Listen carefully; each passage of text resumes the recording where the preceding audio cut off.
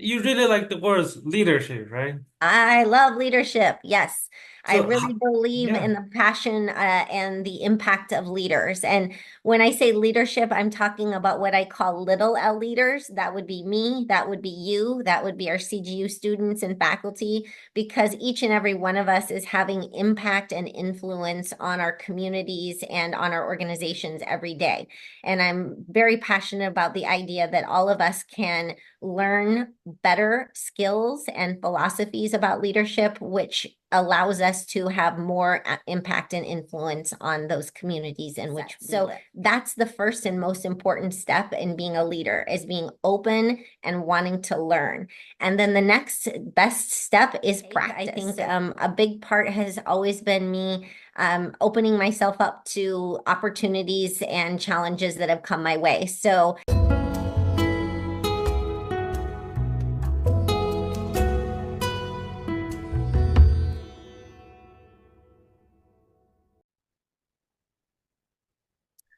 Hello. It's nice. I really be able to invite Miss Dr. Michelle Bligh. She's not only our CGU Vice President, but also a professor at the Organizational Behavior Department or Psychology Department, right? Yes, our Division of Behavioral and Organizational Sciences, DBOS. Oh, wonderful. I have a lot of friends there. Yeah, that's I'm great. glad to talk with you. Could It's you a introduce pleasure. yourself? Sure. So, as you said, Michelle Bligh, I am the Executive Vice President and Provost at CGU, but prior to taking this role, I have been on the faculty since 2002. I started in the Division of Behavioral and Organizational Sciences, teaching a variety of courses in qualitative research methods, organizational behavior, organizational culture, organizational theory, and leadership, which is one of my core passions. And since joining CGU, I've had a variety of roles. I started as assistant professor and then worked my way up to associate dean, was dean of the School of Social Science Policy and Evaluation for 7 years prior to taking the provost role. So I've had the opportunity to work with students and faculty across all 7 schools and centers at CGU, and students anywhere from information systems and technology to the Drucker School to education to arts and humanities. So it's a great experience for me at CGU because we are so transdisciplinary. We focus so much on transdisciplinarity that I get a chance to really enact that and experience that in my daily job. Wow, that's really cool. I'm wondering, how do you can handle two jobs, like a vice president and a professor together? Well, it can be challenging, but my passion, one of my passions is teaching. And I find that in teaching, you have the opportunity to not only continue to learn and grow because you learn from students and learn from their experiences as well as your own, but it also gives you the opportunity to really have the intersection of teaching and research and practice all together. So every day when I'm in the provost office, I'm trying to enact leadership. I'm working with students on research around leadership, and then I have the opportunity to go into the classroom and teach about leadership and org culture, and then bring that back into my work and my research. So I find it's a really nice dynamic. It's not separate jobs, it's places where they kind of come together. You really like the words leadership, right? I love leadership. Yes. I So, really believe yeah. in the passion and the impact of leaders. And when I say leadership, I'm talking about what I call little L leaders. That would be me, that would be you, that would be our CGU students and faculty, because each and every one of us is having impact and influence on our communities and on our organizations every day. And I'm very passionate about the idea that all of us can learn better skills and philosophies about leadership, which allows us to have more impact and influence on those communities in which we live. That's wonderful. So what would advice you would give to a new student who are not really confident and looking, but they hope to be a leader? Like what they should do to make them actually be a leader? So I think that the first thing is that all students are already on the most important, have taken the most important first step in the pathway of leadership, because leadership is really about lifelong learning. And when you're a student, you've explicitly said, I'm here, I want to learn, I want to grow, I want to develop, I want to appreciate experience and perspectives of others. Some from my professors, some from my peers, some from students that come from radically different backgrounds, different parts of the world, different skill sets. So that's the first and most important step in being a leader, is being open and wanting to learn. And then the next best step is practice. So taking on leadership roles, whether that's in your class when you're in a team project, whether that's in an internship, whether or not that's in a religious organization or a volunteer role, you're practicing influencing others, and then you're using that information to bring back to reflect on with others that you know and trust. And that's really the evolution of leadership. Oh, that's really wonderful. Thank you for the explanation. When I'm checking on your profile, I noticed that you not only have PhD, but also you graduated from Pomona. You know Yes, here very well, right? yes, yes. Yeah. I always Yeah. like to tell our students that I have either taken classes, taught in, or worked in all seven of the Claremont colleges. So I've had the opportunity to get to know all of them. I've worked at Pitzer when I was an undergrad at Pomona. I was a editorial assistant in the Anthropology editorial office of cultural anthropology. I've worked at Claremont McKenna College as a postdoc in the Kravis Leadership Institute, and I've worked at Keck Graduate Institute as an adjunct faculty member. And then I've taken classes at Scripps and in Harvey Mudd as well. So and obviously I'm a Pomona grad. So I've had the opportunity to really get to know Claremont and get to know all of the resources and the unique identities that each one of these institutions brings to the Claremont community. Wow, I think that's really good because, when I was in military school, they told me you need to be a leader. If you want to be a leader, you have to lead by example. I kind of feel you. You can be the example for lots of Pomona students, who, Uh, who like, psychology, you want to be a leader. Yes, I certainly try. And again, as you are role modeling leadership right now and interviewing, learning from others, and sharing that information with a broader audience. So that is impact, that is influence, that is leadership. Yeah, I hope, we can get more advice from our alumni. I got this idea, Hmm. when I was watching one guy, he do interview millionaires. Hmm. Uh, And we got a good advice. And I was like, well, if he can do that, why we cannot ask our alumni, Sure. or professors, and what's their date advice and what's their story? How Hmm. did they become who they are right now? And it gives us a really clear and good path to see what path we can take. Sure. Absolutely. Yeah, thank you. And I remember you talk about that you have been to France before to study abroad. You have a lot of unique experience. Could you tell me about that?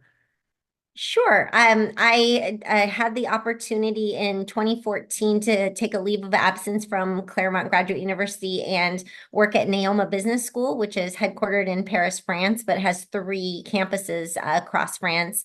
And one of the tasks that they brought me there for was to help establish a leadership center. So we established the Center for Leadership and Effective Organizations, or CLEO, as we like to call it. And I had the opportunity to meet and work with scholars interested in leadership from all over the world, and teach in the business school there, which in Paris at the time was and still is a very international program and group. So my favorite class I taught there was an organizational behavior class that had 24 students from 22 different countries, and it was an amazing opportunity to see how when you bring together people from diverse global perspectives around topics that impact us all, that you can get a wonderful learnings and experiences and insights that can really be transformative. That's really amazing. So could you share to us like how did you become who you are today? And you know, How that's a very good and very big question. I think as in all of us, it's a diverse path that we take. I think a big part has always been me opening myself up to opportunities and challenges that have come my way. So, as a high school student in Spokane, Washington, I decided that I wanted to go outside of my region to explore something new. As a Pomona student, I decided I wanted to go to East Africa to learn something new. Spent a semester abroad there in Kenya. As a graduate student, decided I wanted to go to Buffalo, New York to study with a scholar that I thought could really. I went to study with Jim Mindel, who was a preeminent leadership scholar and someone whose work I really admired, and someone that I knew would be a great mentor and I would learn a lot from. And then the opportunity opened up at CGU, and I said yes. And there's been so many great opportunities to meet students and faculty and alumni from all over the world. So I'm always learning.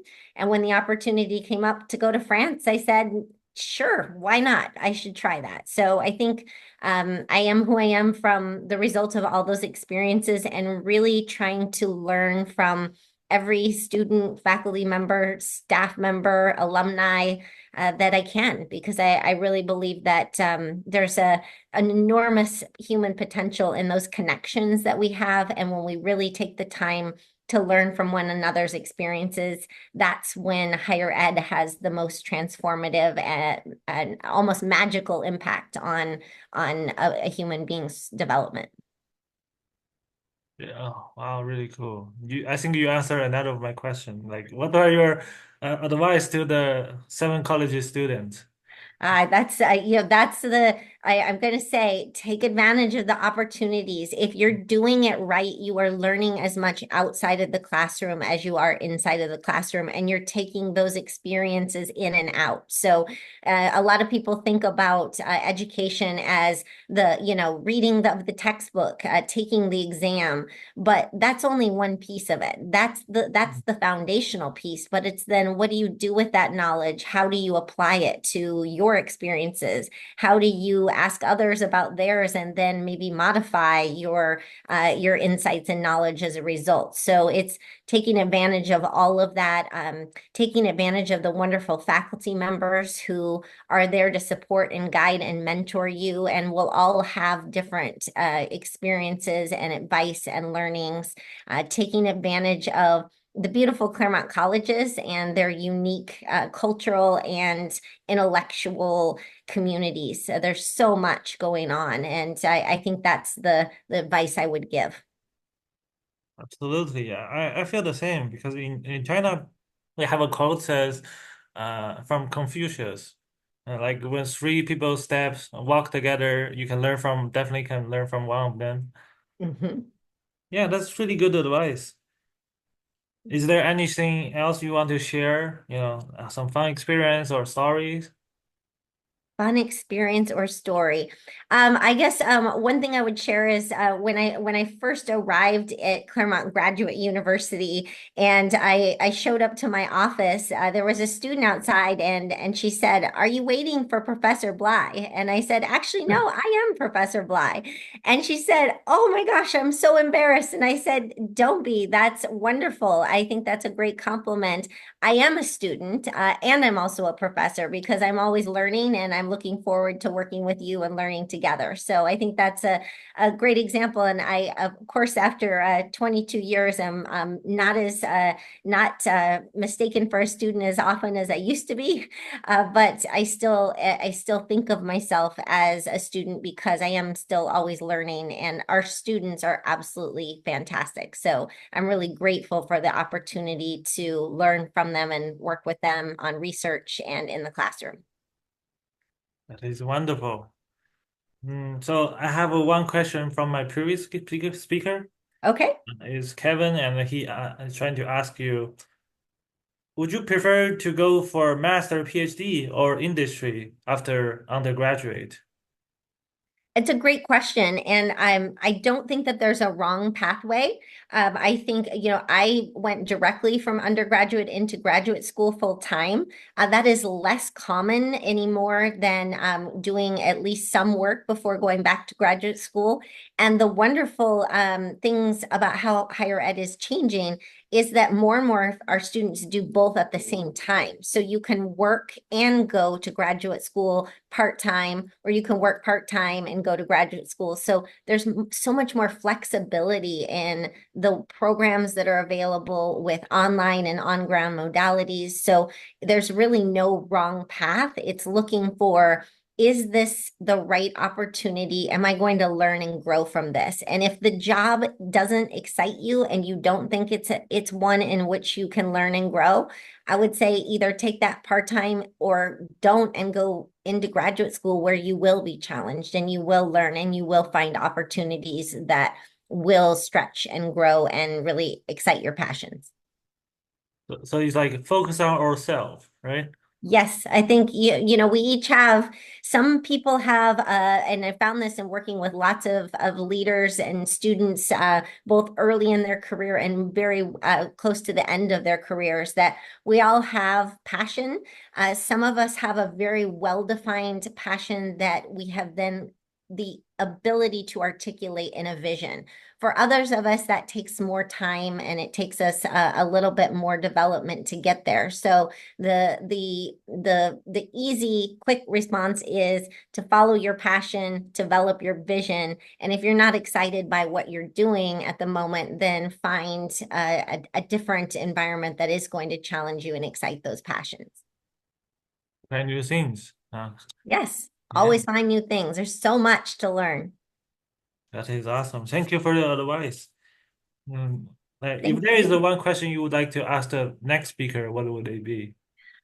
Let's see. If there's one question I would like ask to like the next speaker, I think I'd like to understand how higher ed can do a better job or develop more opportunities for students and faculty to challenge one another and have really great conversations both inside and outside of the classroom. I think that we focus a lot on classrooms, but at Claremont Graduate University, we also have a lot of labs and lectures and talks.